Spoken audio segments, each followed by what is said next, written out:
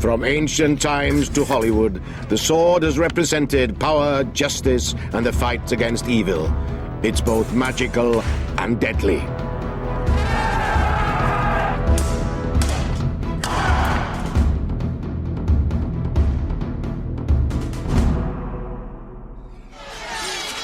The sword has influenced the outcome of great moments in history, inspired famous myths and legends, and the skill of its makers has turned it into an object of desire.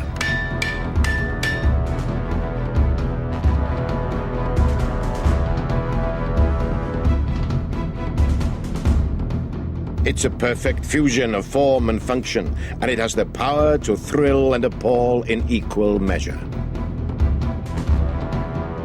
Today, there are many reminders of our sword-fighting past. A man buttons his coat left over right, leaving his right hand free to draw his sword. We shake hands to show we're not armed. A gentleman escorts a lady by the right arm because his sword hangs on his left. With a touch of a sword, a man is knighted. With a breaking of his own, he is disgraced. Whole armies were surrendered by the giving up of a single sword.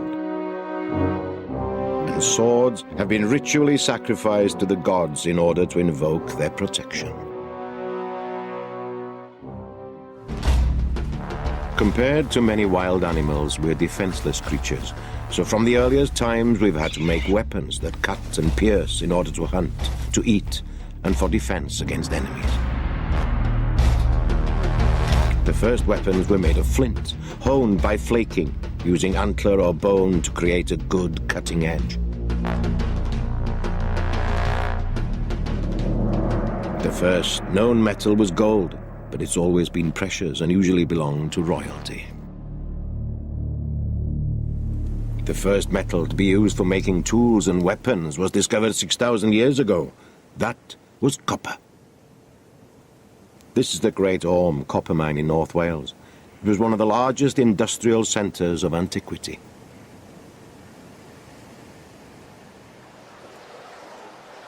Around 3,500 years ago, copper was exported from here to Northern Europe and the Mediterranean. A copper sword was a top-of-the-range weapon, but it had its drawbacks. Copper is soft, but when it's mixed with tin, it becomes bronze. Bronze is 3 times stronger than copper and is more suitable for casting. This enabled swords of a similar quality to be produced in greater numbers.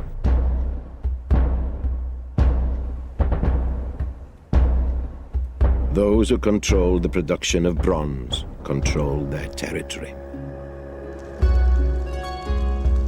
In Cornwall, Neil Burridge, an expert bronze caster, has set up a forge in a Celtic roundhouse. He's heating up a mixture of approximately 90% copper and 10% tin to make bronze for a new blade.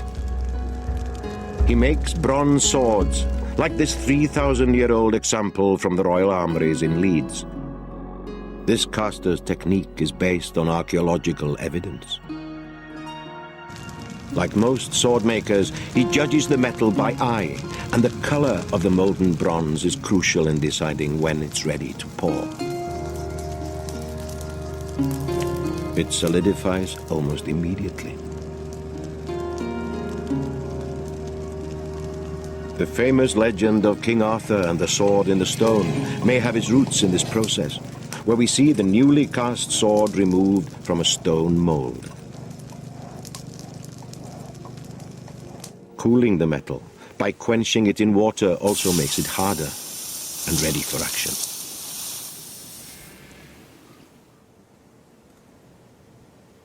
The sword, unlike the spear or arrow, is a close-range weapon. That's what makes it so special, so personal, and so terrible. In much of Northern Europe, the tribal system of fighting put great emphasis on individual bravery, but tactics and a coordinated approach to a battle was seldom adopted. But whatever system of fighting was used, there were still problems with swords. Bronze, though tougher than copper, could still deform in the intensity of a fight. It took hundreds of years for new materials, knowledge and skill to cross the continent. With the discovery and exploitation of iron in 1500 BC in Central Asia, warriors had a harder material with which to make their weapons. The sword was still evolving along with metallurgy.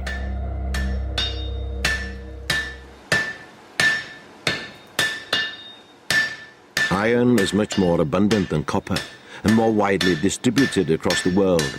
It could be forged into much sharper and more lethal weapons. Swords became longer and heavier, but few remain from the early Iron period because they're prone to rust. Here's a rare example made in Western Europe. It shows a high level of decoration and may have been made as a gift for a tribal chief.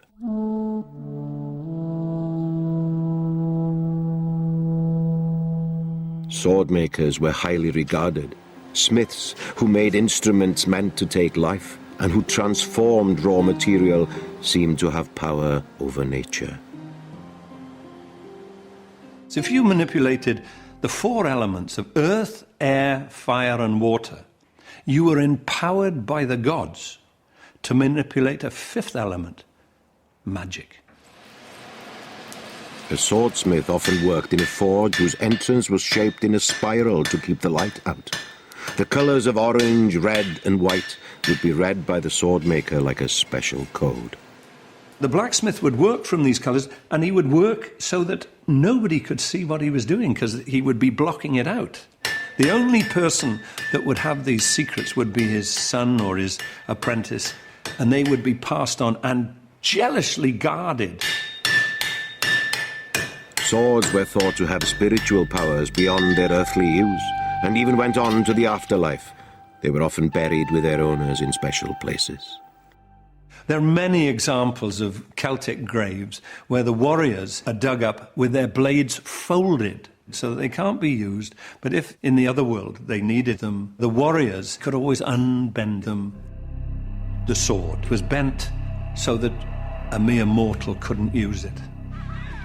The Celts invoked the power of lake goddesses to assist them in battle by giving up their swords as sacrificial offerings. When the Romans invaded Britain in 43 AD, they didn't underestimate the influence of the spirit world on their enemy. Gladius! The strength and power of iron was exploited by the Romans more successfully than any other civilization.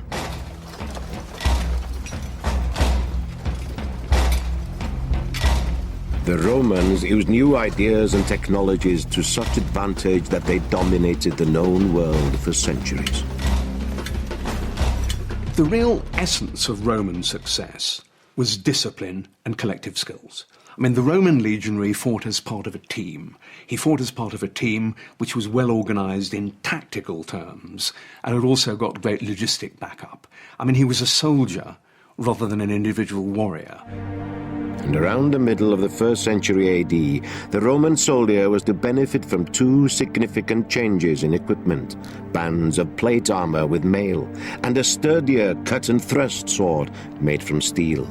Both were very effective against their enemies. Romans trained hard. They even practiced with wooden swords, something that their dangerous entertainers, the gladiators, used to do.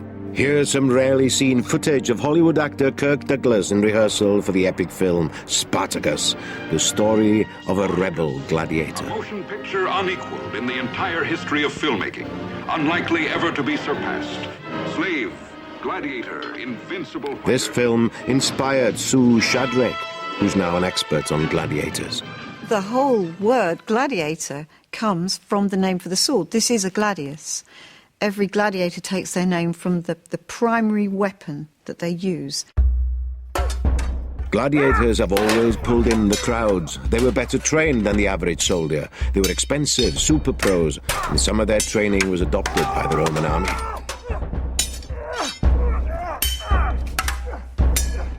There are even accounts of female fighters.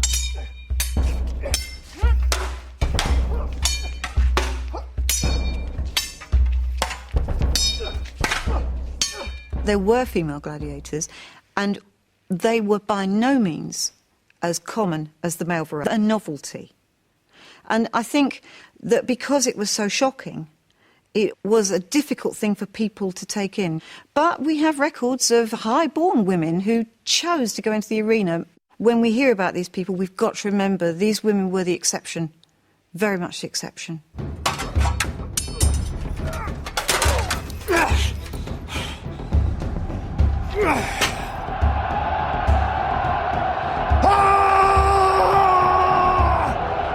In total, the Roman army had 30 legions of 5,000 men each. They also had as many auxiliary troops recruited from the subjects of the empire. With this, they conquered so many nations.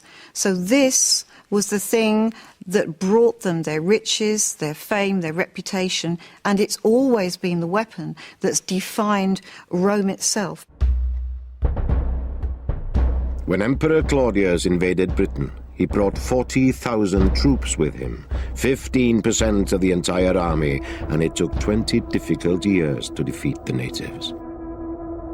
The accounts of the terrifying fighting methods of the Celts were written up by the Roman scribe Tacitus. Each Briton behaved according to his character. Unarmed men were prepared to charge to sudden death. Even the vanquished now and then recovered their fury and their courage. In their desperate plight, the enemy would show such bravery that when their front ranks had fallen, those immediately behind would stand on their bodies and continue to fight. This is Tacitus talking up the Celts to make the Romans look good. Despite the propaganda, there is no doubting the Celts' willingness to fight. But the Celts had to face the best sword in the business. The Romans adopted what really became the classic infantry short sword, double-edged, designed to be used by a partially armoured man fighting in rank and file. He didn't want to swing it very far, and ideally the Roman legionary was going to use it in combination with an oblong shield covering his left side, and he'd use it for the thrust. And some Roman swords have got specially hardened tips designed to cope with the opponents of Rome. A very, very effective fighting sword. Most of the Roman army were infantry. They used chariots for ceremonial and sporting events. Cavalry were only used for reconnaissance and harassing fleeing enemy soldiers. Mounted Roman troops didn't use stirrups, but that was to change. In 378 AD, two-thirds of the Eastern Roman army was wiped out by the Visigoths, who used the stirrup and massed cavalry charges. The introduction of the stirrup, which came in gradually from the east, made it easier for the very heavily armoured and equipped horseman to use his horse as a battle platform, with his feet thrust deeply into stirrups, riding with almost a straight leg and sitting in a great big chair-like saddle. There he was, secure in the saddle and able to use a variety of heavy swords and battle axes and war hammers, really comparatively securely. So from that point of view, the stirrup and the heavy sword went hand in hand. The Romans in Britain moved out to defend their territory in the east. Their western provinces then became vulnerable. Germanic and Scandinavian tribes invaded Britain. Jutes, Angles and Saxons settled amongst the newly Christianized British and overran most of the native population. These pagan invaders had to be resisted, and one of the greatest heroes of all time was created, Arthur, the once and future king, a figure that was part historical, part mythological. In the 12th century, Geoffrey of Monmouth took hold of the original Welsh myth and combined it with his own imagination to create a best-selling Latin text, The History of the Kings of Britain. The stories spread into the French-speaking world, making Arthur and his knights the stuff of the European imagination, even rivaling heroes like Charlemagne. The early Celtic themes, such as the story in which Arthur proves his rightful succession as king by drawing the sword from the stone, are woven into the continental stories.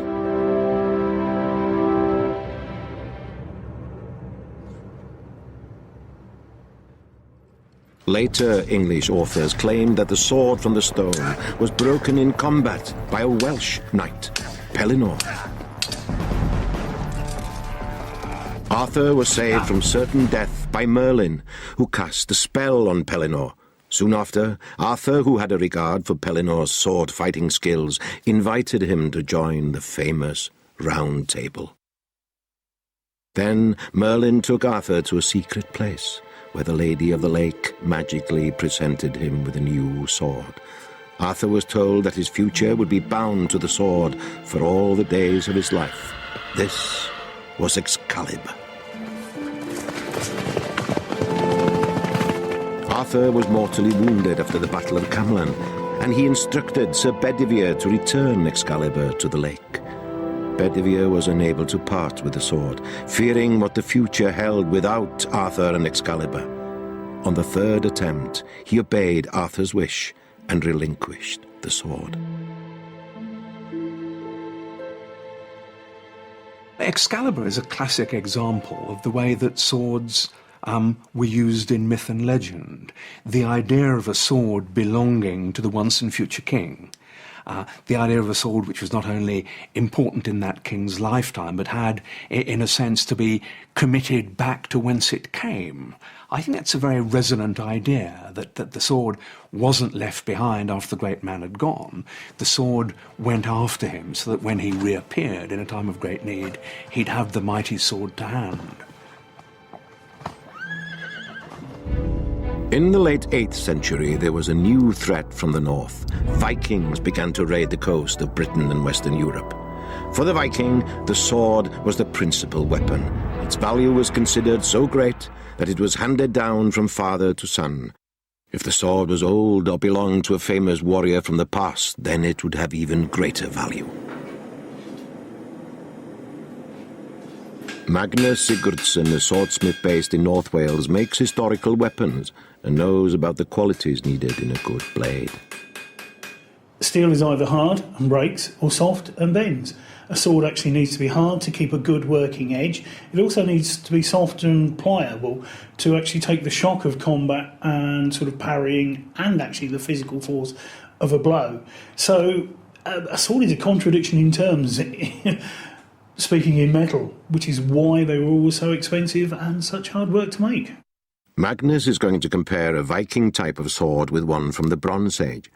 We'll see how much difference over 1,000 years of technological development has made to the cutting power of the weapons. The first to be tested is the bronze sword. This is 3,000-year-old technology. Magnus is testing the sword on the carcass of a heifer. That's a nasty 8 centimeters cut, but it's not very deep. What we have here is a Viking-style sword, 8th, 9th century, but the blade design carried on to the 13th, 14th century, primarily a slashing weapon. Thank you. The carcass is almost cut in two, proof that swords made from steel are more devastatingly effective than those made from earlier materials. Vikings revered their swords and gave them names like Gramr, fierce one, Mjolnir, decorated one, Fotbiter, biter of legs. The Norsemen of northern France, the Normans, invaded England in 1066.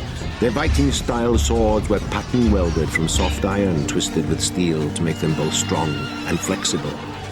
The Normans took control of England and Wales. Within 100 years, a new sword culture developed, one based on romantic notions. Inspired by the legends of King Arthur and the Knights of the Round Table, the sword's status was enhanced by the development of the chivalric code, a guide to acting with courage and honor which united knights across Europe.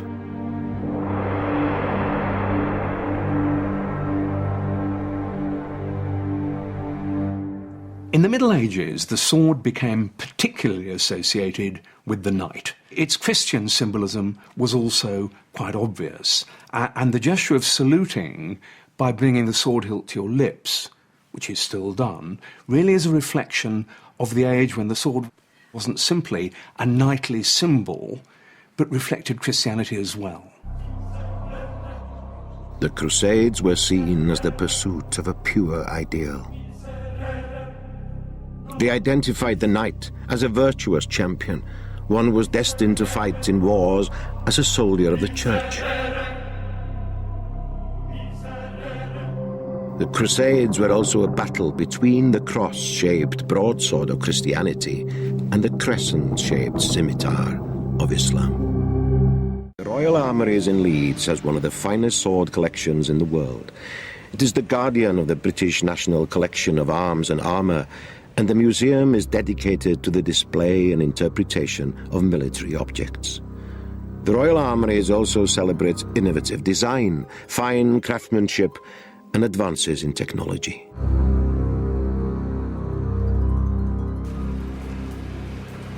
Medieval smiths saw the transition from chainmail to plate armour as a response to developments in infantry weapons, such as mail-piercing arrows.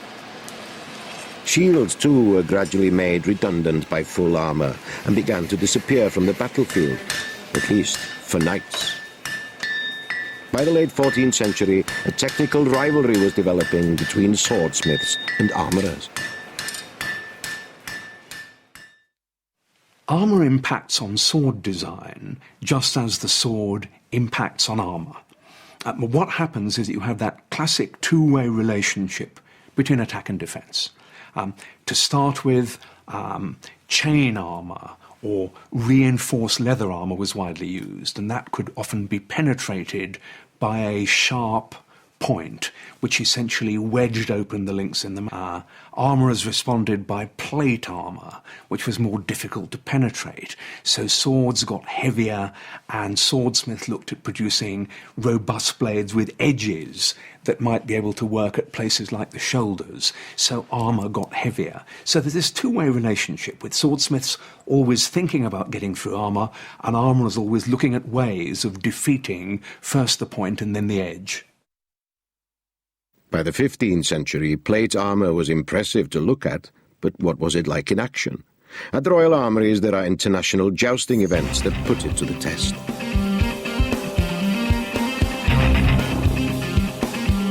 Tournaments began as contests between teams of knights. Though there were casualties, the idea was not to spill much blood. It was meant to provide additional training for a knight, but the stakes were high. Knights on the losing side were taken as prisoners and ransomed. Fortunes could be made in this way.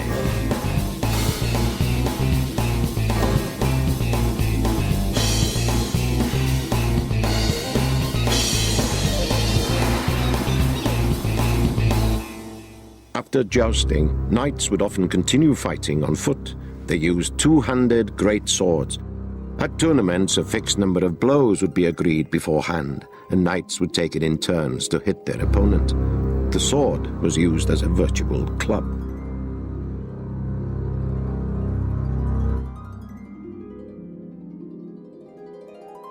On the battlefield, the two-handed sword was used to smash through armour. It looked heavier than it was, but nevertheless, it required considerable skill in action.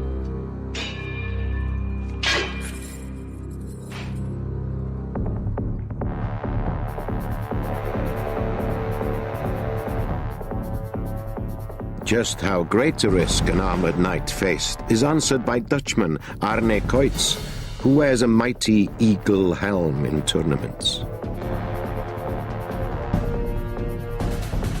Even if the visor is shut, you would try and stab through there with the sword, because it's a very big inroad into the brain. If the visor is open, so a knight can see more, then of course you have a bigger target. Depending on the type of helmet, the risk might be the front of the throat or the side of the neck. The armpits are very important. They are a main target. There's chainmail under there, but with a good thrust you can get through the mail and get into the lungs and the heart and other body parts. Ease of movement must be a problem. Plate armour does actually allow you a lot of movement. For example, you can raise your hands right up there. I can actually touch the far side of my head, and I can bring my arms right across. There are all sorts of moves you might use with a sword too. The waist is actually made so that I can make a lot of movement like this. beweging houden. Dus ik kan bijvoorbeeld nog steeds... I can actually lunge with all this armour. The plates will fold and they'll concertina to allow me to do this. Ook de voeten. The sabretons on the feet, the knees, everything is articulated, even the top of the legs. Helemaal aan de bovenkant. This is to enable me to raise them because the movements involved are vital. Dus daardoor heb je eigenlijk alle bewegelijkheid die je nodig hebt om te kunnen vechten te voet. Face to face with the enemy was no picnic. What you then had was, in essence, bloody murder. You had two well-trained, heavily armoured men hacking at one another. So we ought not to confuse the knights' chivalrous background with the ghastly nature of what big men with big swords could actually do to one another.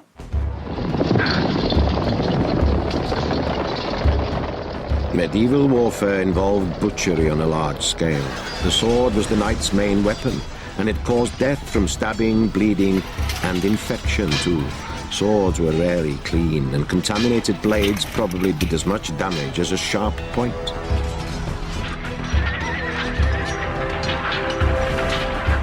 There are those today who still want to fight like medieval knights.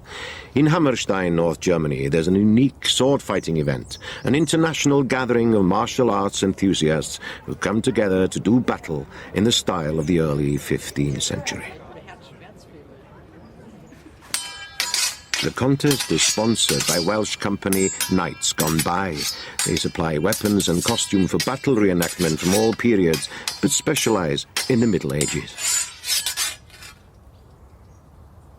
Some of the action is held at the local leisure centre. These fighters are using steel swords and small shields called bucklers.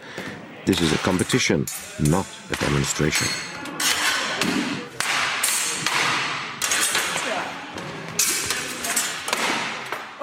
This is tough stuff, but there have to be some safeguards.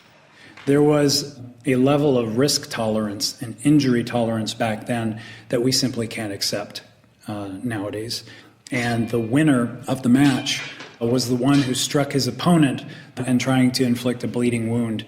So when you have a culture that breeds fencers who are used to that level of intensity, of competition, you're going to see certain skill levels, I think, that we're probably never going to attain.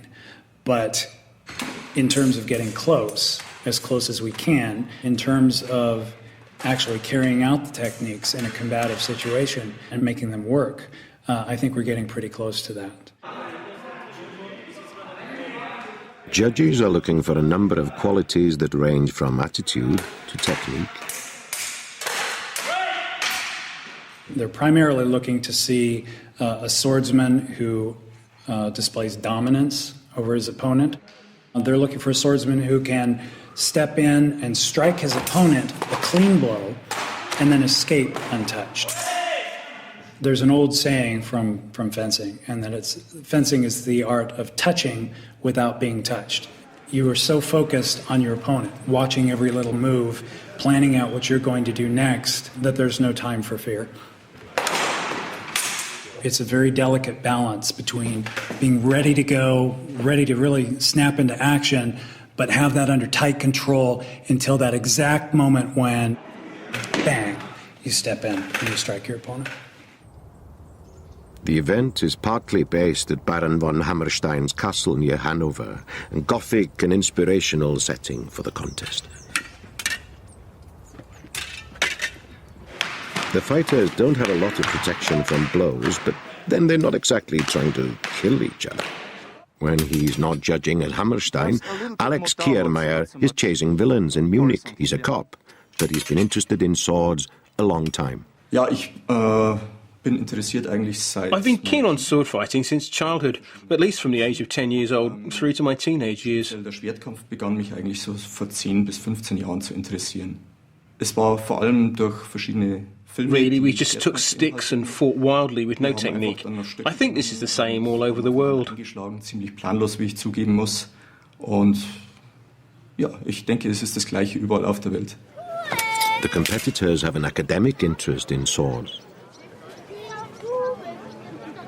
Ja, ich denke, das ist eines der wichtigsten The most important thing we do is to look at historical sources. We don't want just to attack each other in a brutal way. It feels good to use a sword correctly. For me, it's all about controlling my ego, controlling the opponent and the distance between us, and not to lose my overall game plan.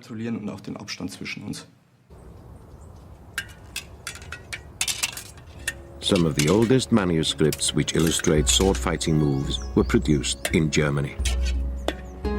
There are examples from the 13th century. They depict what appeared to be monks, but are probably ex-soldiers who had retired to monasteries and wanted to record their sword-fighting skills. The man in armour is Frenchman Philippe Guillon, a martial arts expert who is also judging here.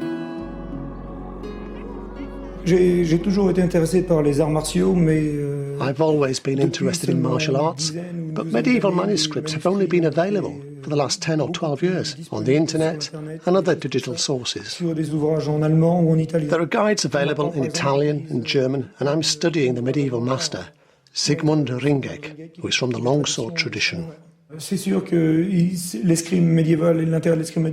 Medieval fencing is technically difficult. We can recreate it as closely as possible. But in an event like ours, emotions run high. The intense desire to compete sometimes gets in the way of correct sword fighting of the medieval period.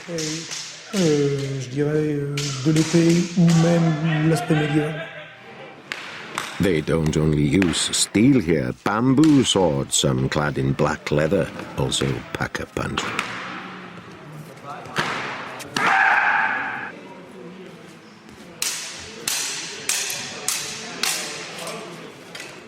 Some of the women pack a punch too. Iris van Dam from Holland is keen to fight the men. Het trekt mij aan omdat ik op de middelbare school moest ik een act. Sword fighting attracted me because in high school I had to choose performance art. Everybody did juggling and some even tried the monocycle. But I and a friend chose sword fighting. We found a place through the internet. We went along and met these guys. They had really long hair.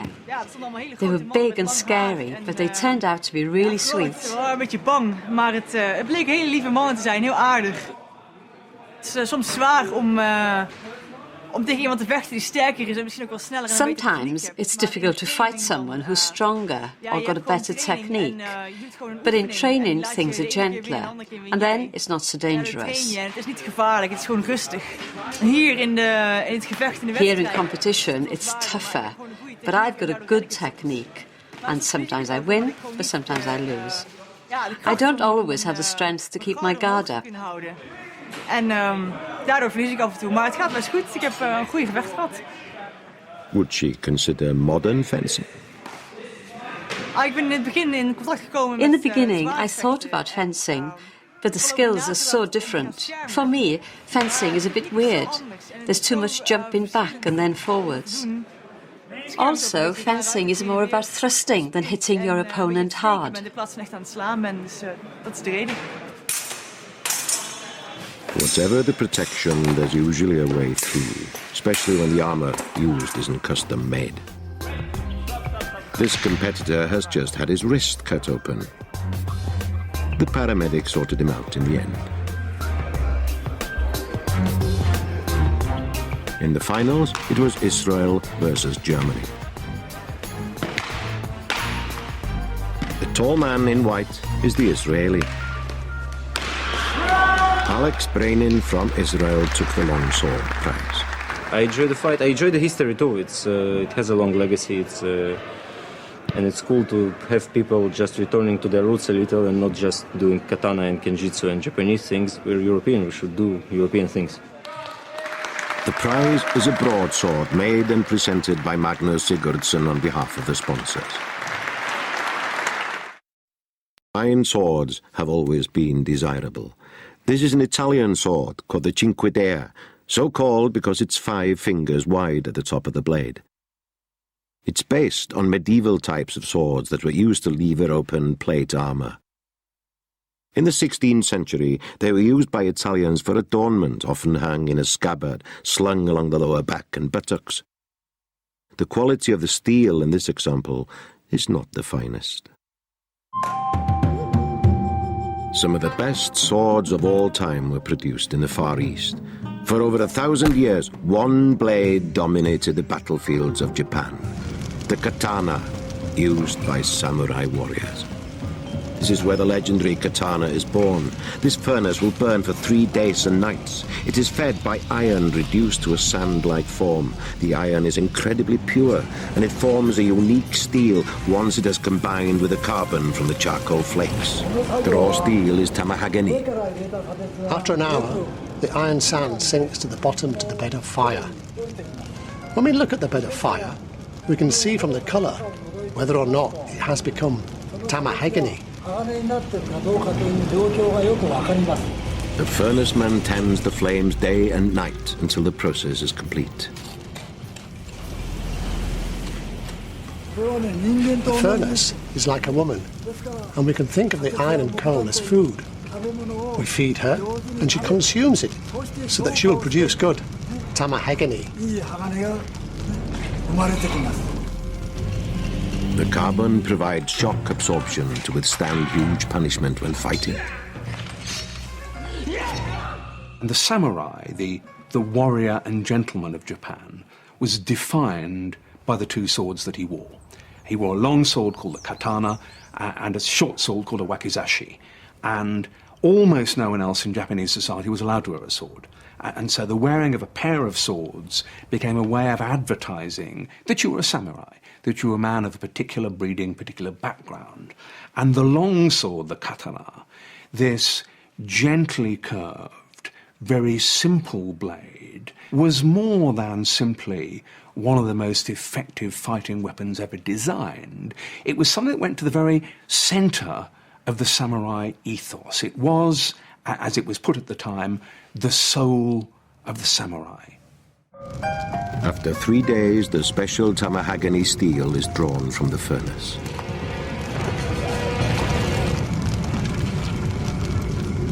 The swordsmith leads a spiritual way of life. He prays to Buddha for a perfect sword. The forge is regarded as a sacred site. In all countries with a martial tradition, the sword has been elevated to a symbol of power and justice.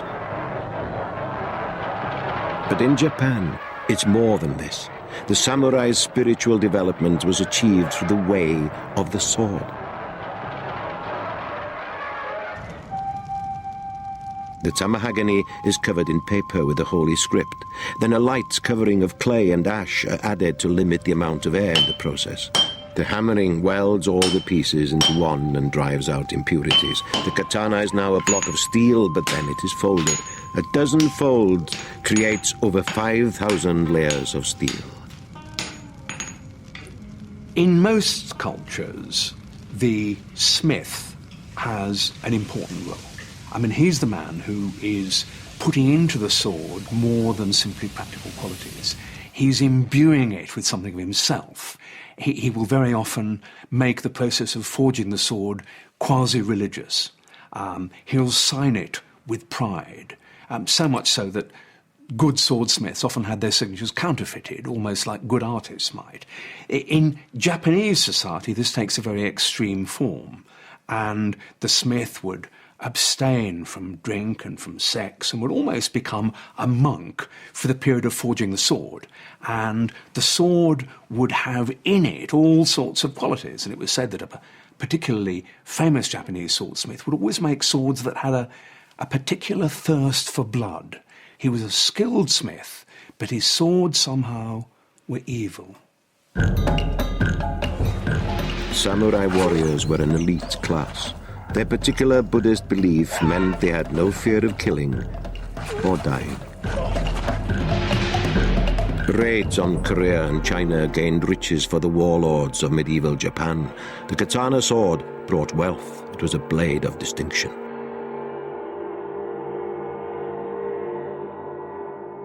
With a Japanese sword, you have a little irregular wavy line at the edge, and that reflects the fact that actually it too is layer upon layer of steel, beaten, heated, beaten again, giving quite extraordinary strength and durability to the blade, but also sharpness at its cutting edge. Katanas were made from two kinds of steel, hard on the outside but with a softer core to give toughness and flexibility.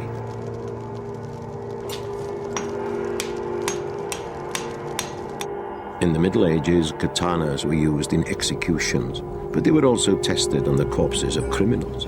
Swords were graded according to their cutting power.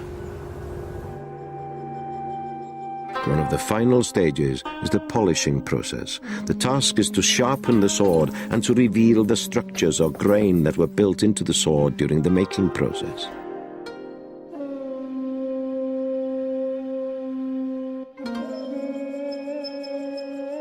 Eventually, the beauty of the metal shines through, and the hard and soft layers are revealed. The samurai was always close to his sword. At night it remained by his bed. It was a sign of his authority, and only death would part him from it.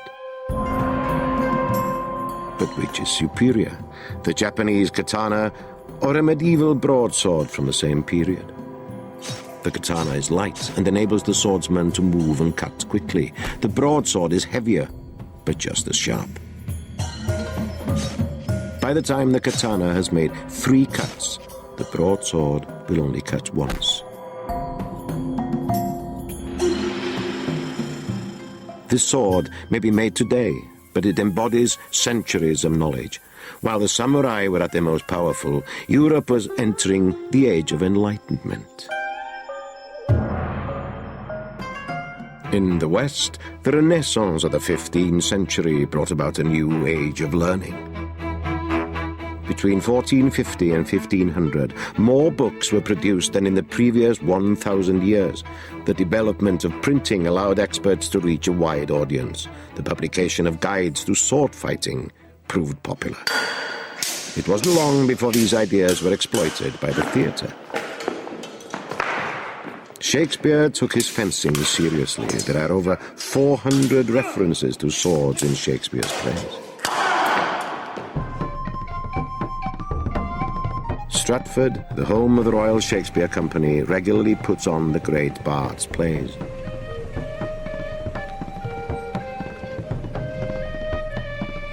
Film and stage actor Matthew Rhys has played a lead role in several Shakespeare productions.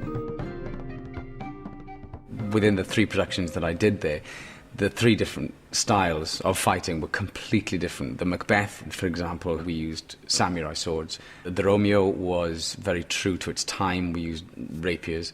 And then the Edgar Edmund fight, we used broadswords. I think the true mark of a good fight arranger, fight director, is they will think how the characters would fight. It's not just about devising a good fight, but how each individual character would fight. So Edmund, for example, who's very devious, sinister, had a very nasty style of fighting, cheating and underhand tactics, whereas, Romeo the romantic is upright and sort of beautiful footwork. Hollywood actor Ewan Griffith, who starred as Lancelot in Touchstone Pictures' King Arthur, recalls his stage fight training. The swordmaster at RADA would always remind us that we were never in any sort of neutral pose whilst the sword had been withdrawn. You were always sort of on guard, as it were, prepared. So there was never a moment where you would relax the sword in any way. Everything had a focus and a purpose, and being in a state of readiness, to receive a parry or get ready to riposte. Dangers must be considerable. It's very dangerous, as I'm not sure if you can see, as I can prove, and that's with a blunt sword.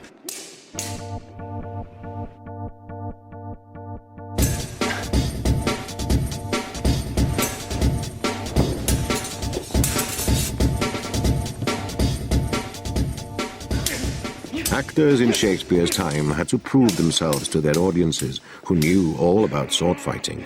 They would try to join in until swords were banned from the auditorium.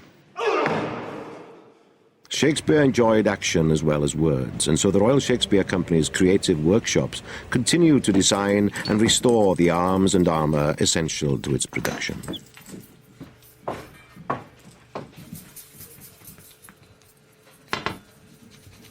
Julian Gilbert, the company armourer, has been with the RSC for 25 years, and his sword collection is a favourite with fight directors.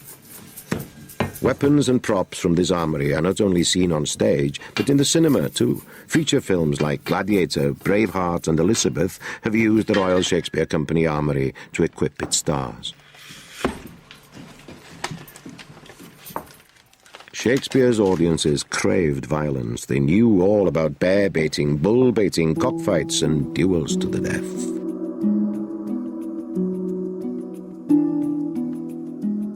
Actors, though, had to fence safely in order to do it nightly. Animal bladders would be filled with sheep's blood and squeezed to feign a wound. In his stores, Julian has many props to help tell a story. In the theatre, just like film, sound is important in conveying authenticity. The swords on stage have to sound like the real thing.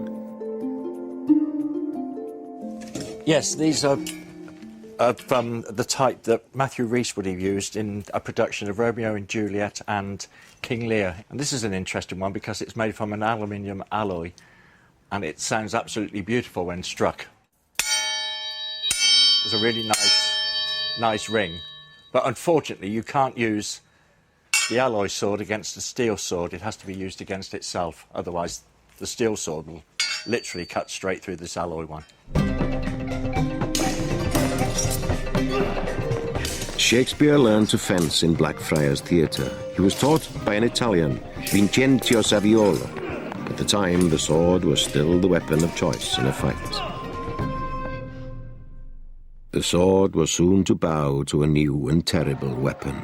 Gunpowder had been invented by the Chinese in the 9th century and was originally used by the artillery. By the 16th century, it had been developed and used in handheld muskets. The development of gunpowder weapons had a huge effect on the whole of warfare. It meant that armour was really going to disappear. It meant that although hand-to-hand fighting would continue, and swords were going to be used even by infantry for a bit afterwards and by cavalry for quite a long time afterwards, actually most of the damage was going to be done by bullets. So once gunpowder has brought its noisy, bad egg stink fury to the battlefield, the days of the sword are numbered.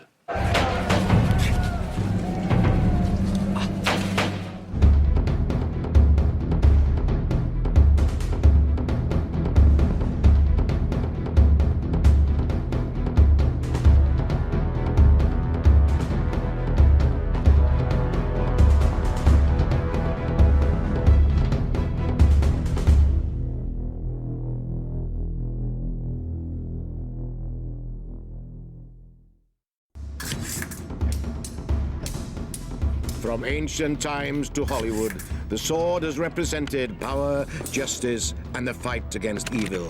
It's both magical and deadly.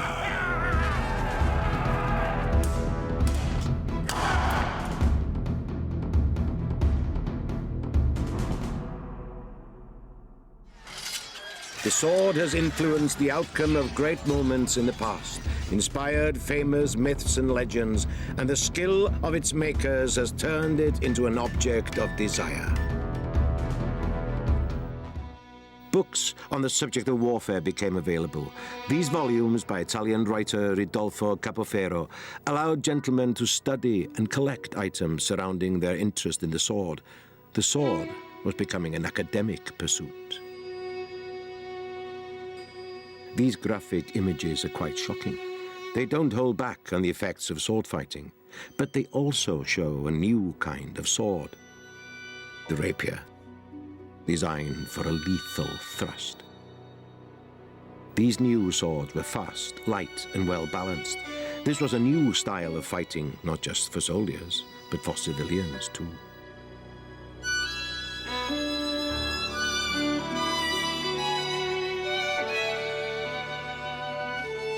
These illustrations are part of a collection owned by Malcolm Fair, editor of Sword magazine and owner of the British National Fencing Museum near Malvern. A former British junior fencing champion, Malcolm is also a veteran Commonwealth title holder. His collection focuses on the non-military use of the sword.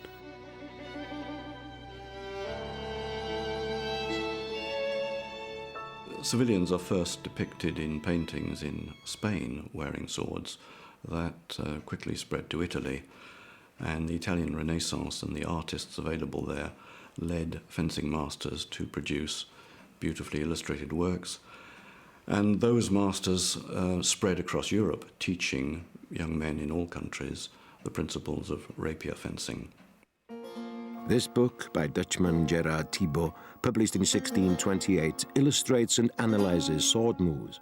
The Academy of the Sword is a monumental life's work by one of Europe's renowned swordsmen. Thibaut produced a massive catalogue of techniques and insights intended for use by students without access to an instructor.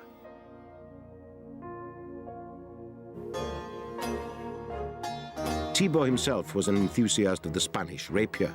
Its long, narrow blade produced the perfect straight line used to intercept an opponent's weapon.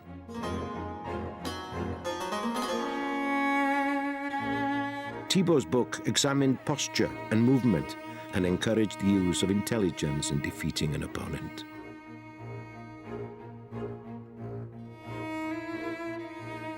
It was the essential accessory for the young man about town.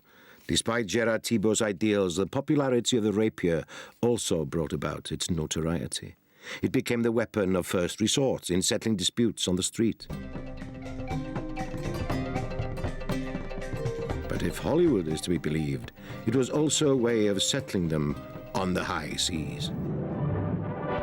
Captain Henry Morgan was the inspiration for this Hollywood version of his life in 1935, starring Errol Flynn in the role of Captain Blood.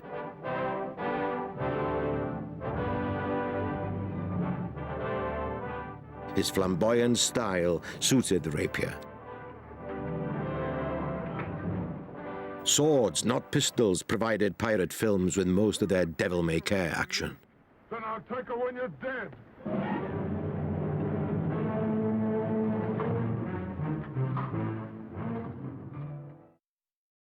The real rapier had a lethal blade and developed a decorative guard that bordered on the ornamental. Originally, it was exceptionally long, and rapiers posed a danger to passers-by. Visitors entering London had either to hand in their swords at the city gates or have them cut down to size, which is where the expression comes from. No longer were people using swords which had been designed primarily for use on the battlefield. This was a sword worn by definition by a gentleman, but worn by somebody who'd expect to use it against a similarly armed opponent. And it begins the departure of the sword from a purely military weapon to a weapon which was a badge of social status and a way of settling quarrels between people of a similar background. Europe's aristocrats and moneyed classes went duelling mad. In 1 year in Italy, there were 300 deaths from dueling. Typically, out of any 100 duelists, a third would be from the military, a third from literary and artistic circles, and the remainder from other walks of life.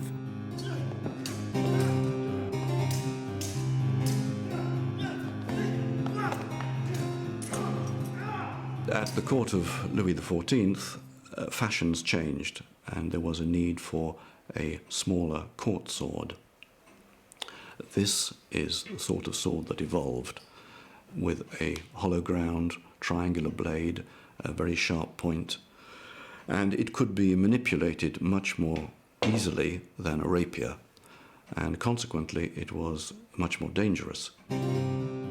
Men fought at the slightest provocation at any time of the day or night, by moonlight or torchlight, in the street or behind closed doors. If you wanted to defend your honor, you needed to have some skill, especially if you had no military training. Swordmasters established themselves in salons and taught self-defense.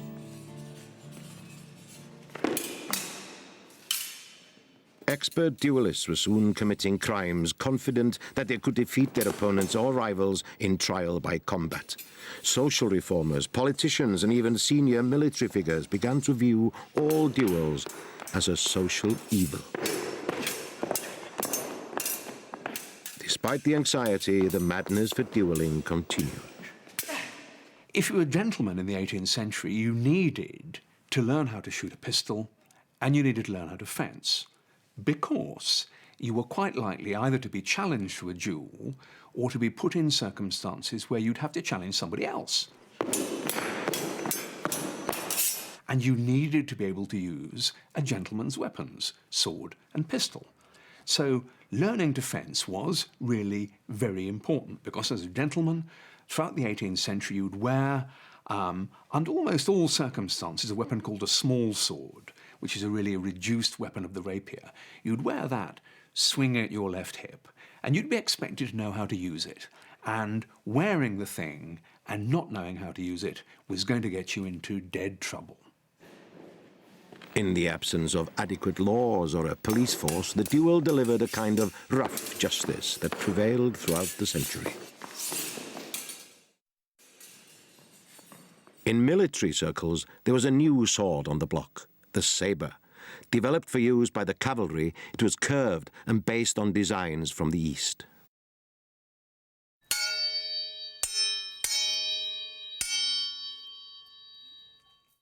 The sorts of sword that you needed for fighting on foot and the sorts that you needed for fighting on horseback were really quite different. A man on horseback needs a sword which is going to give him reach. He'll want to reach out over the horse's neck on one side or on the other, and he might want to use it as one horseman against another, perhaps to stab with a straight arm, or he might want to use it against infantry who are running if he's pursuing them, to give a cut. But in both cases, he needs a weapon that's longer and probably heavier than would be used by a man on foot.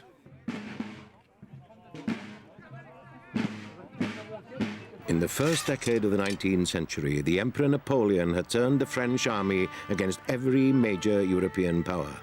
But a coalition of forces defeated Napoleon at Leipzig and exiled him to the island of Elba. In 1815, he escaped from imprisonment and reformed his army with astonishing success his enemies.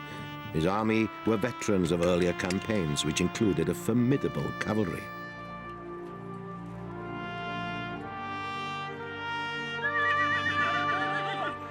Napoleon was determined to defeat the Allies in what is now Belgium as a first step to rebuilding his empire.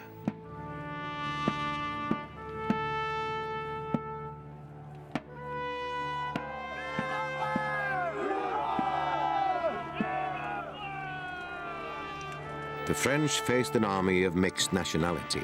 A British, Dutch and German army of 80,000 troops under the command of the Duke of Wellington were to oppose Napoleon at Waterloo.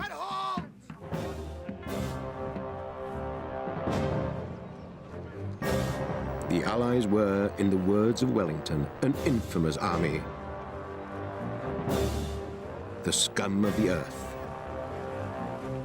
Weak and ill-equipped with a very inexperienced staff. The battlefield lies just outside of Brussels and has hardly changed since the armies fought each other on June the 18th, 1815.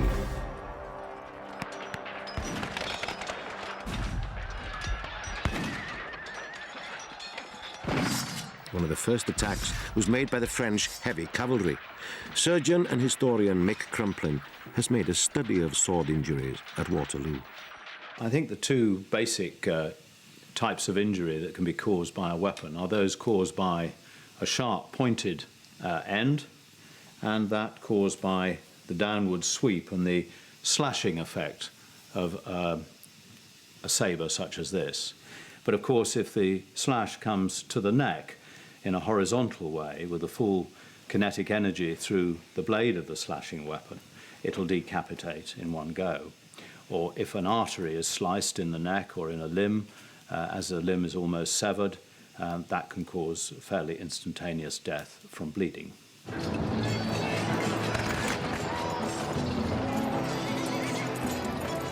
The British cavalry were led by Lord Uxbridge, who famously lost his leg in the battle but continued to direct his troops. They faced Napoleon's heavily armoured cavalry. A thrusting weapon such as this French cuirassier's sword, with its long blade, and if you reach down from a horse with this, you can reach down a long way towards your opponent, and should it pass through just muscle or skin, it's not going to do much harm.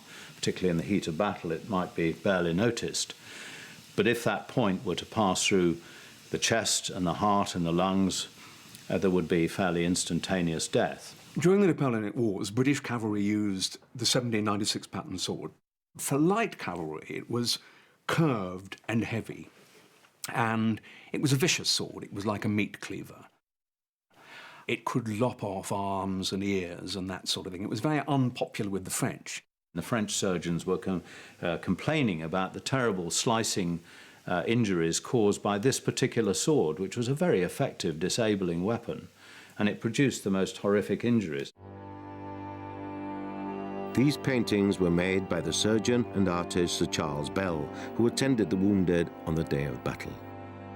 The French cavalry sword, which tended to be straight, didn't inflict such dramatic wounds, but just a couple of inches of the point anywhere in the body was enough to kill, whereas the 1796 pattern light cavalry used by the British inflicted lots of terrible wounds, but killed people comparatively rarely.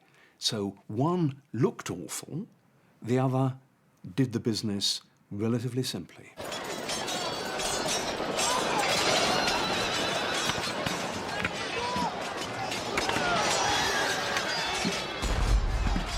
Infection was probably less likely with sword wounds generally than with gunshot wounds. Swords can cleave in a bit of hair, skin, and helmet or leather helmet, and that can take bacteria into the bone through the dura mater, which is a membrane covering the brain, which has a sort of very fluid-like consistency in health. And if those bits of debris with bacteria are carried in by the sword, that's often what will finish you.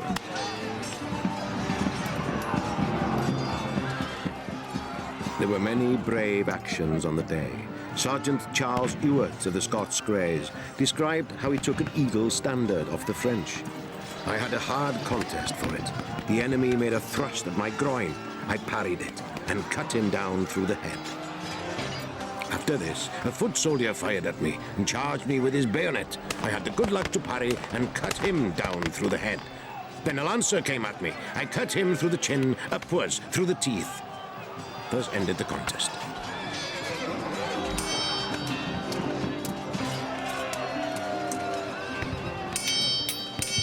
With a battle like Waterloo, principally they used swords against one another. And what you would get then, sort of slightly oddly in the middle of a 19th century smoky battlefield, would be cavalrymen going at it, hammer and tongs, and one eyewitness said that it sounded like 1,000 coppersmiths at work, the sound of sword on sword and sword on metal breastplate. The French attacked in large formations when they assumed the British lines had broken, only to find stiff resistance that decimated their cavalry. In the end, Napoleon's fate was sealed when the Prussian army relieved the beleaguered British troops on the evening of June the 18th. Over 40,000 soldiers lay dead or wounded on the field after 10 hours of fighting. Thousands of bodies were stripped by looters during the night.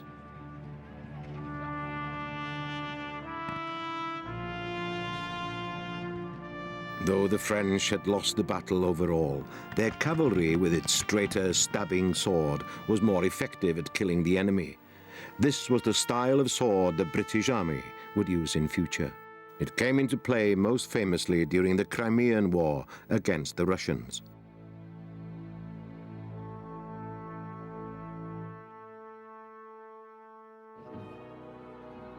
Outside military circles, things were changing fast.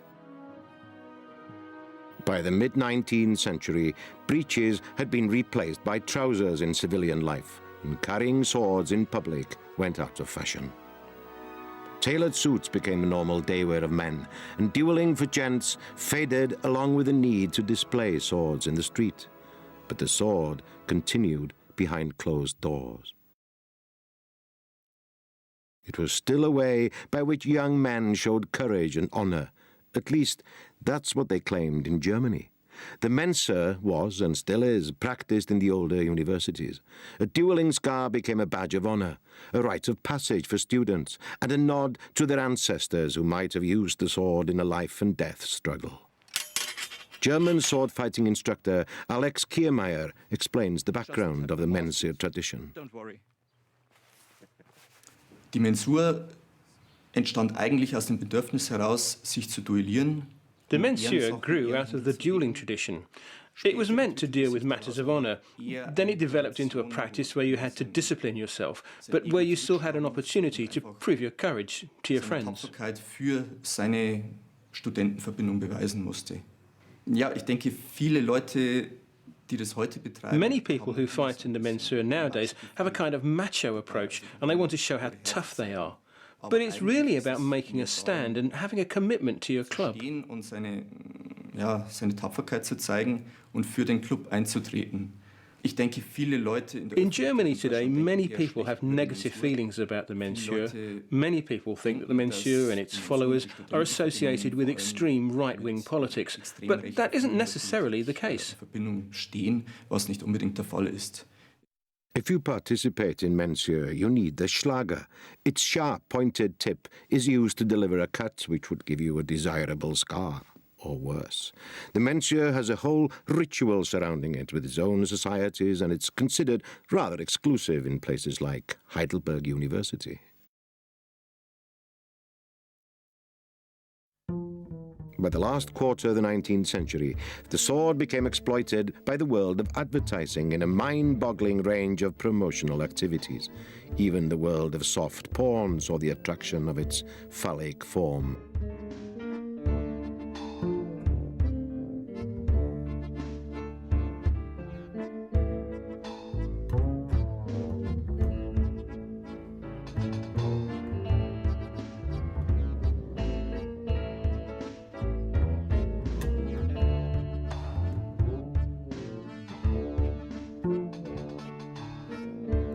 This American ad for a farmer's bank must have been the Pirelli calendar of its time.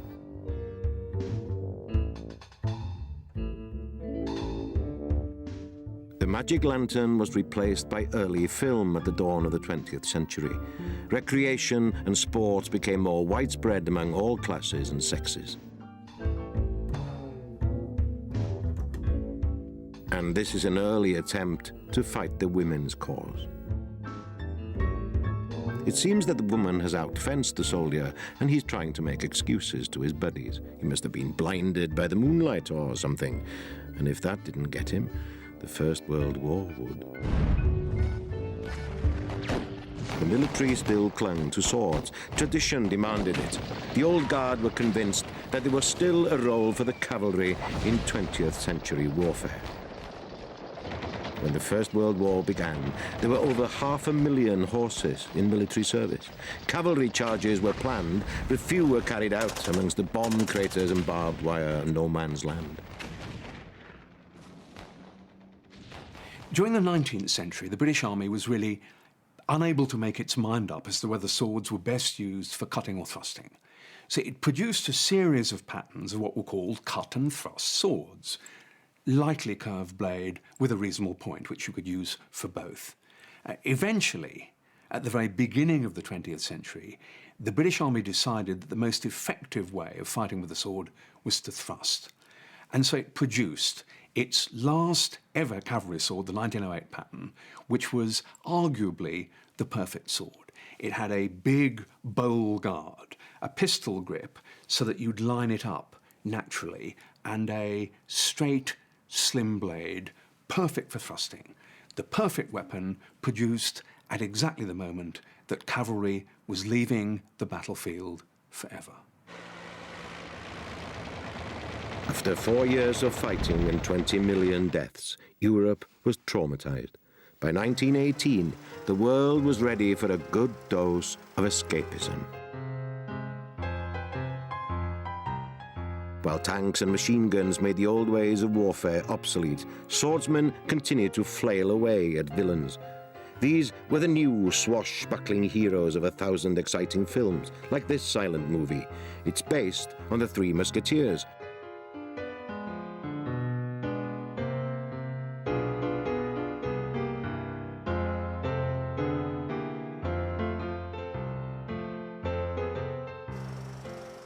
Almost all swashbuckling films were based on great stories from the past. Many screenwriters adapted 19th century romances and heroic tales, which were often based on ancient myths and legends. They featured men in tights, capable of daring feats and righting wrongs. Embraced by their one true love, these characters strode across the screen with a rapier or broadsword. Robin Hood was always a favorite. For physical movement and a certain visual style, Douglas Fairbanks Sr. was the finest of his generation. In his version of Robin Hood, he showed that the sword was the ideal symbol of justice.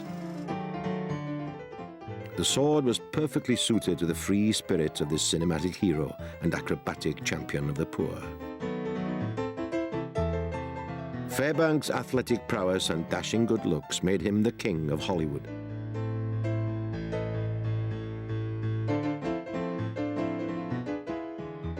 This version of Robin Hood was made in 1922. It was one of the most expensive films of the times, with a $1 million budget. The film broke all box office records and netted a 500% profit for Fairbanks. Sound on feature films was achieved in 1927. By the 30s, the talkies were a global phenomenon and helped secure Hollywood's position as one of the world's most powerful and popular institutions.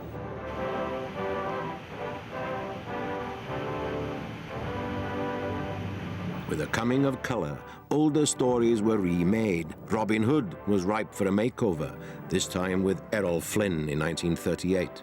Once again, the film shows the aristocrat turned outlaw pitted against the Normans and the arch-villain, the Sheriff of Nottingham. Now, this forest is wide. It can shelter and clothe and feed a band of good determined men, good swordsmen, good archers, good fighters. Are you with me?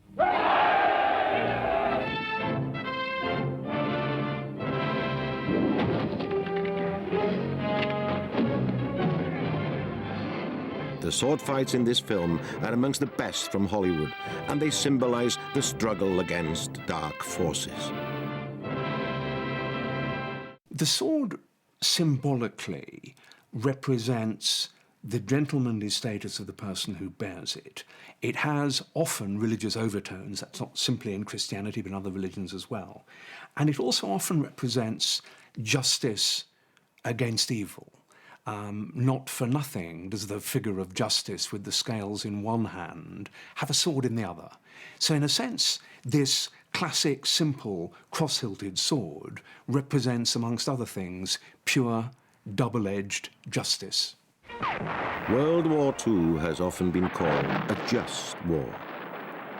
The Americans produced a number of propaganda-led racist films against the Japanese, but the Japanese did execute prisoners by beheading. Some of their victims were of European descent, but the Japanese treated their Chinese and Korean neighbors as if they were subhuman. Thousands of these Asians were executed by the sword with the blessing of Emperor Hirohito and his generals. In Europe, there was conflict too. The Germans used swords and daggers for ceremonial purposes. Many of these were based on imperial Roman styles. The Nazis were always looking for stories or symbols which linked them to, as they saw it, a glorious past.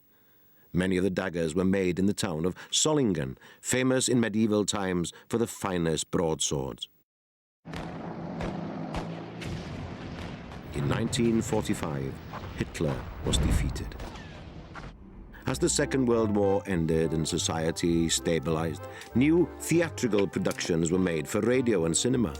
These were mimicked by children at play and reflected the actions of their heroes. In the movies, the sword was a central prop in many epic films, including Alexander the Great, starring Richard Burton. The film was made in 1956. Alexander, conqueror of conquerors, whose ambition knew no bounds. It's the story of how Alexander united the Greeks against the Persian Empire, and how he went on to conquer all before him with sword in hand. A new generation of Hollywood swashbuckling actors have joined the ranks of the famous names of the past. Johan Griffith, star of Horatio Hornblower, and the Fantastic Four, has also played one of the great mythic heroes of the past. My latest part playing a character that needed a sword was Lancelot in King Arthur. And there I got to brandish two swords on the back of the horse, which made for a very sort of sexy unsheathing of those swords. They were sort of on a leather satchel on my back, and when you unsheathed them there was sort of a sexy moment and a very sort of defining moment for the character. Well, it looks incredibly real when you see it on film. So when we are actually working together, because it is work, it's not sort of pretending, we are, going for direct hits that we've choreographed very carefully. You'd start very slowly and deliberately. I go here, you go there, this happens, and until it starts to instill itself in your muscles and in your muscle memory. Matthew Rhys is another Hollywood actor who knows about the risks of stage fighting from playing several leading Shakespearean roles. Part of the excitement or the adrenaline for me is knowing that if something does go wrong, a large element of yourself is responsible for getting yourself out of it, either defending or parrying or making sure you don't get hurt. One can cheat the idea that I am actually trying to cut your head off with an intention rather than actually physically going for somebody's head. The culture these days is gun associated, and as my fighting teacher always said, that anyone can pull a trigger, but the sword itself is an extension of you. It's basically an extension of your arm. Therefore, it's really only your skill that, in its purest form, that differentiates life and death. It's down to you. One of the biggest films that shows life and death struggles was produced in 1960. Many of the sword-fighting scenes directed by Stanley Kubrick were cut from the final release print because at the time they were thought too gory for the audience. Starring Kirk Douglas as Spartacus, slave, gladiator, invincible fighter. The film won 4 Oscars at that year's Academy Awards ceremony. A fitting tribute, as the Oscar statuette actually holds a historic sword in his hands.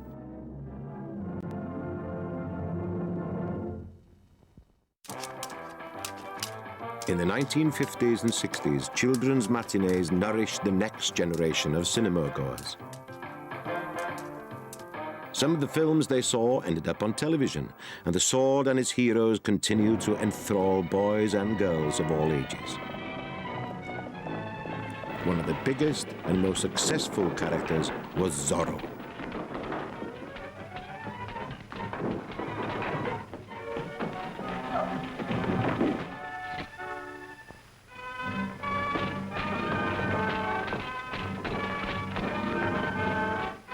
The story of Zorro is set in old Spanish California, where the hero fights for the ordinary people against a tyrannical governor. Zorro uses a short rapier, similar in style to the weapon found in many fencing academies today. Leon Paul is Britain's biggest and oldest sword fencing manufacturer. The company, which was established in London by Frenchman Leon Paul in 1925, has an international reputation. Paul began as a fencing master and soon after started to produce his own equipment. The firm developed and built their own forges, presses, welders, and molding equipment. One of the most innovative machines is this hot metal forger. The steel billet is cut to conform to the desired sword shape, and the forge can be adapted to suit a variety of templates.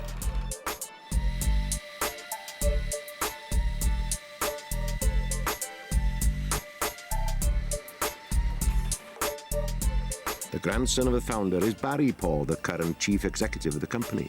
He's a former British foil champion and Olympic fencer and understands the virtues of keeping everything in-house. And of course, manufacturing yourself gives a huge advantage of flexibility. You can make new things, try new things. One of the advantages of being able to make all our equipment here is that when film directors ask for a special equipment to be made, we can make it and normally produce something within days, if not hours. And in fact, James Bond, Die Another Day, we were there supplying kit for the various fencers. Special kit was needed. James Bond wants a left-handed one of those, or the villain needs something in black or something. So it's a great advantage being able to make stuff yourself. The founder, Leon Paul, was in demand as a stage fight director. He taught film actors after the Second World War, since when his grandsons have followed in his footsteps. Costume, essential to the sport, is also made here.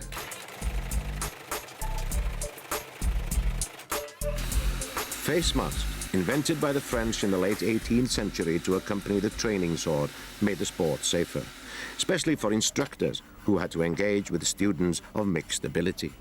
It wasn't unknown for a swordmaster to lose an eye while teaching a novice. Nowadays, masks are obligatory and injuries are rare. The speed of modern fencing used to make judging hits difficult. Electrification of the sword began in the 1930s and took 50 years to be fully effective in all categories.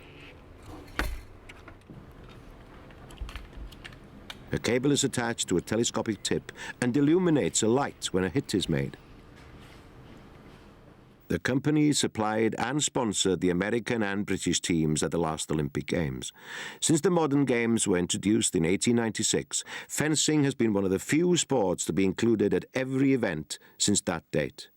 Traditionally, the sport has been dominated by the Europeans.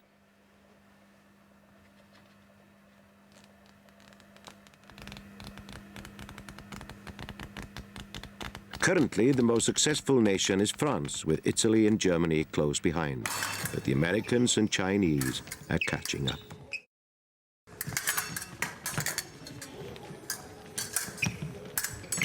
Fencing clubs provide training in various types of sword. The épée has a three-sided blade. It's a descendant of the dueling sword and is used in thrusting. Its target area is the whole body. So, what qualities do you need in this game? World-class fencers are selfish, determined, aggressive, intelligent. The Olympic fencers probably take 10 years to create. The fencing sabre is the heaviest sword. Scoring is achieved by both cutting and thrusting actions to the upper body, arms and head. It is said that the point of a fencing weapon is the second fastest object in sport, after a bullet.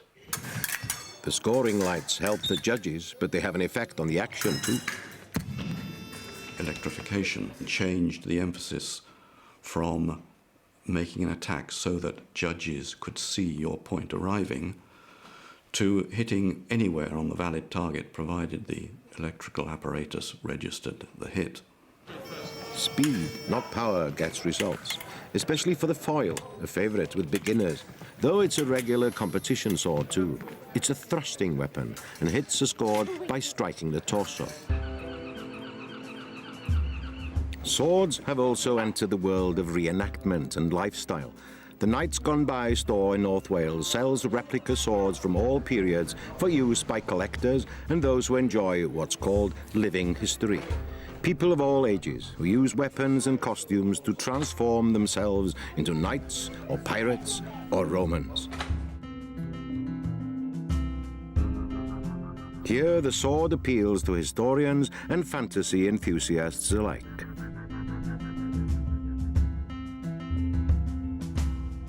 For those who want to connect with the spiritual roots of sword fighting, there's Kendo.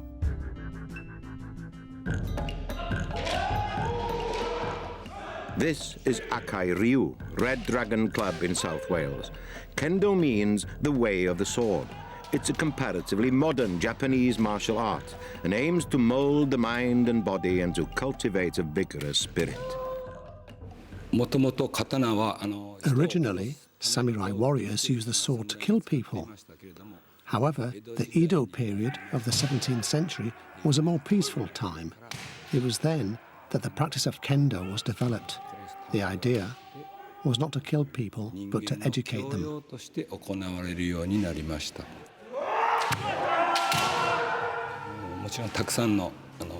There are many elements to kendo. An honest heart is most important. We can easily build up a strong body, but it is difficult to build up a true and honest heart. With a good heart, you can be open to many things and see many things.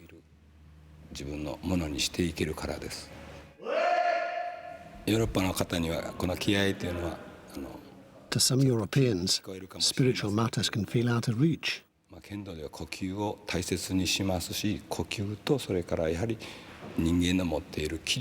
kendo, spirit is important. Breathing, willpower, and spirit are all connected in kendo.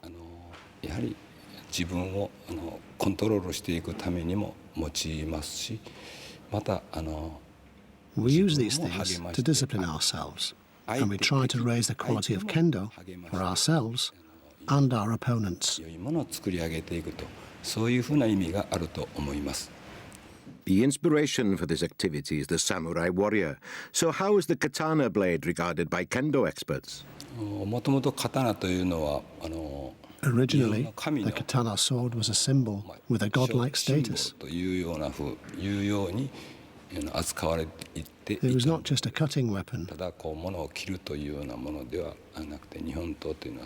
katana is still a noble and holy sword.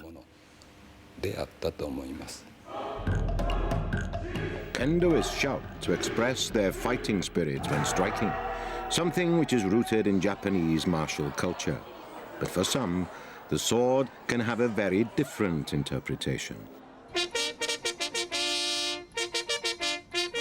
The ceremonies and rituals which form part of the Royal National Eisteddfod of Wales are a rich mixture of tradition and imagination created by Iolo Morgannwg, the founder of the ancient Druidic Order of Britain. The sword in these ceremonies is a potent symbol of peace. The sheath of the great ceremonial sword is inscribed with words that emphasize its peaceful purpose. Its hilt is decorated with a dragon of Wales and a natural crystal to represent mysticism. At the climax of the ceremony in which a poet is honoured, the great sword is raised, and in response to the question, "Is there peace?" the audience shout, "Peace." The sword ritual was a part of Iolo's godsedd from the beginning in 1792. But it wasn't a sword in the sense of a weapon, but a sword that symbolised the fact that the poets of the godsedd circle were a peaceful fellowship.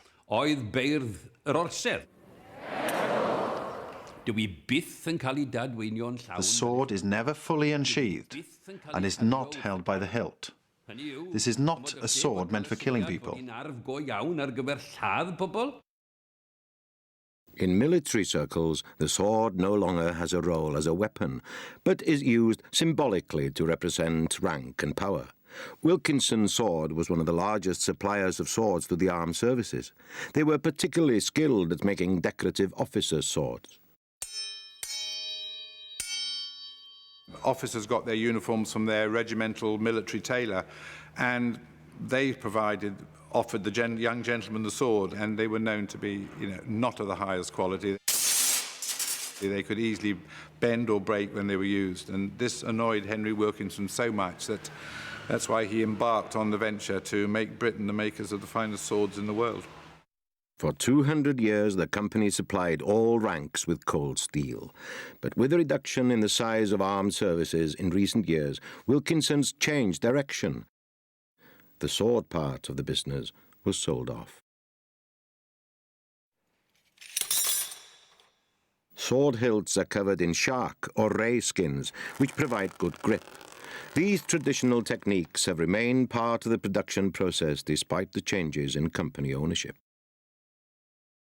The German company, WKC, based in Solingen, a traditional sword-making area, bought some of the equipment from Wilkinson, but the British firm Pooley Swords also acquired many of the drawings, records and machinery. Pooley's sent the heavy equipment out to India for the forging of blades. India was for hundreds of years renowned for the quality of its metalwork and weapons. All the new generation swords are made from carbon steel. Then they're sent to England for finishing and assembly.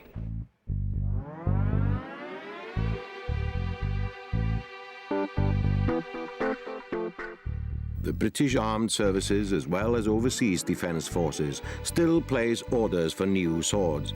But Pooley's also provide an important restoration and repair service.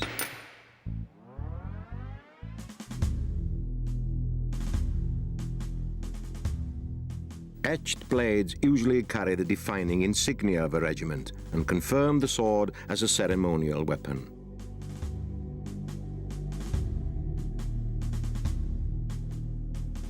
Pooley supplies swords to the Royal Military Academy, Sandhurst, where the leadership qualities demanded of an officer are taught to cadets. Swords are the main feature of the Sovereign's parade, where these young men are finally commissioned into the army. The overseas sword is awarded to the best foreign cadet, and the Sword of Honour is awarded to the most outstanding cadet of his intake. History is a source of pride to armies, and swords provide some continuity with the past. But there are also swords for kings and queens. This sword was made to commemorate the coronation of the British Queen, Elizabeth II, in 1953. The sword is in the style of an épée, decorated with precious stones.